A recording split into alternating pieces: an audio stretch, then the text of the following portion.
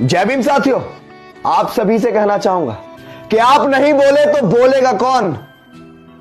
अगर आप नहीं बोले तो बोलेगा कौन। अपने सोए हुए समाज का मुंह खोलेगा कौन। अगर आप नहीं बोले तो साथियों बोलेगा कौन। क्या आप आस लगाए बैठे हैं उन दलालों से? क्या आप आस लगाए बैठे हैं उन गद्दारों से?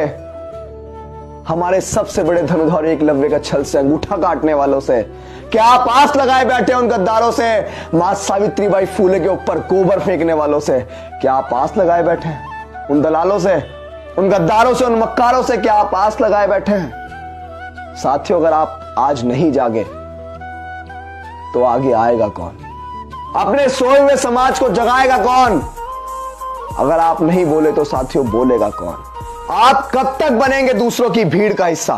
कि आप कब तक बनेंगे दूसरों की भीड़ का हिस्सा? गौरव गाथा से भरा पड़ा है बहुजन समाज का किस्सा। गौरव गाथा से भरा पड़ा है बहुजन समाज का किस्सा। मानवता, दया, करुणा, साहस और विद्वता। कि मानवता, दया, करुणा और साहस और विद्वता अपने सोए हुए समाज को आप नहीं सुनाएंगे तो साथियों सुनाएगा कौन?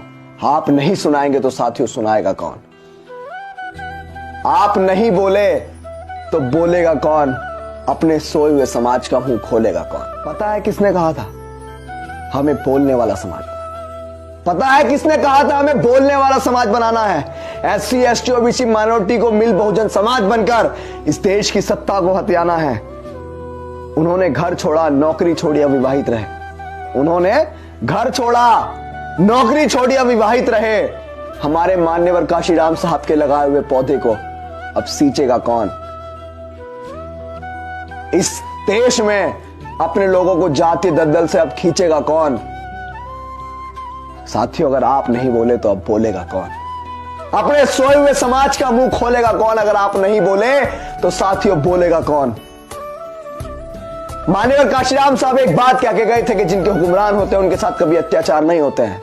और जैसा आपको दिन ब दिन दिखने को मिल रहा होगा कि जिनके हुक्मरान होते हैं वो लोग अगर कुछ गलत भी करते हैं, वो लोग रेप जैसी घटनाएं करते हैं, उसके बावजूद भी उनके पक्ष में पंचायतें होती हैं। आप समझ रहे होंगे, अभी तक हम भूले नहीं है वो हाथरस वाला कांड। अभी तक हम भूले नहीं है वो ठेका पर था जो हमारे लोगों के ऊपर थोपी गई। और बहुत सारे साथियों ने शहादत भी दी। भाई अनिल वाल्मीकि ने शहादत दी। क्या आप भूल जाएंगे? क्या आप भूल जाएंगे बाबा साहेब की कुर्बानियों को? क्या आप भूल जाएंगे मान्यवर काशीराम साहब की कुर्बानियों को? मैंने जो कविता पढ़ी, मेरा कविता पढ़ने का उद्देश्य सिर्फ यही था कि अगर आप नहीं बोले तो आज बोलेगा कौन? जो बाबा साहेब हमें दे के गए वो दूसरे लोगों तक पहुंचाएगा कौन अगर आप नहीं बोले तो? सोचिए ना, बाबा साहेब इतने सारे अधिकार इंडियन कॉन्स्टिट्यूशन के अंदर हमें देके गए, भारतीय संविधान के अंदर हमें देके गए, लेकिन आज उनका हनन हो रहा है, हम लोग नहीं बोल रहे। आज हमारे अधिकारों को हमसे छीना जा रहा है लेकिन हम लोग नहीं बोल रहे। साथियों, मान्यवर काशीराम साहब वो जिन्होंने कश्मीर से लेकर कन्याकुमारी तक, छत्तीसगढ़, पंजाब, अरुणाचल प्रदेश, राजस्थान, मध्य प्रदेश, पूरे देश में बहुजन मूवमेंट को फैलाया। वो चाहते थे, उनका भी सपना था कि बहुजन समाज इस देश की सत्ता को हासिल करे जिसको हमें कभी छूने का मौका नहीं दिया गया। लेकिन हमारे नौजवान साथी आज भटक रहे हैं जगह जगह। नहीं पता है कि कैसे हम लोग इस देश की सत्ता को हथियाएंगे। नहीं पता है कैसे हथियाएंगे। मत भूलिए, बाबा साहेब को इस देश में बड़े लेवल पर जनवाने वाले, और मैं ये कहूं कि बाबा साहेब का दूसरा रूप थे मान्यवर काशीराम साहब। आपको नहीं भूलना है मान्यवर काशीराम साहब को भी। मान्यवर काशीराम साहब वो शख्स थे जिन्होंने अपना घर परिवार छोड़ा, जिन्होंने अपनी नौकरी छोड़ी, जिन्होंने ये कस्में ली कि मैं कभी घर नहीं जाऊंगा, ये समाज ही मेरा घर है, मैं कभी धन संपत्ति नहीं रखूंगा, ये समाज ही मेरी धन संपत्ति है, मैं कभी शादी नहीं करूंगा, मैं किसी के मरे में नहीं जाऊंगा, मैं किसी की खुशी में नहीं जाऊंगा। सोचिए, ये प्रतिज्ञाएं में बहुत आम लग रही होंगी, लेकिन जब इन प्रतिज्ञाओं के साथ हम अपना जीवन व्यतीत करेंगे, जब पता लगेगा कि कितनी कठिनाइयों का सामना होता है।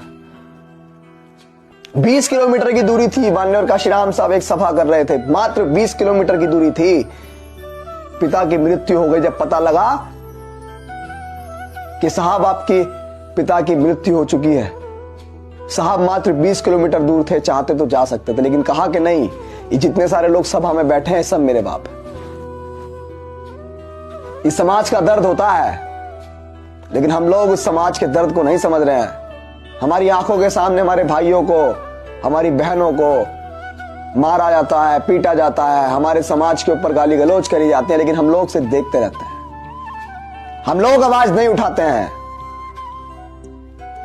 पीढ़ियों को गुलाम बनाने के लिए बैठे हुए हो क्या?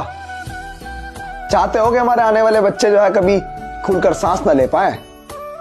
अगर यही चाहते हैं तो मुबारक हो आपकी ऐसी जिंदगी। हम वादा करते हैं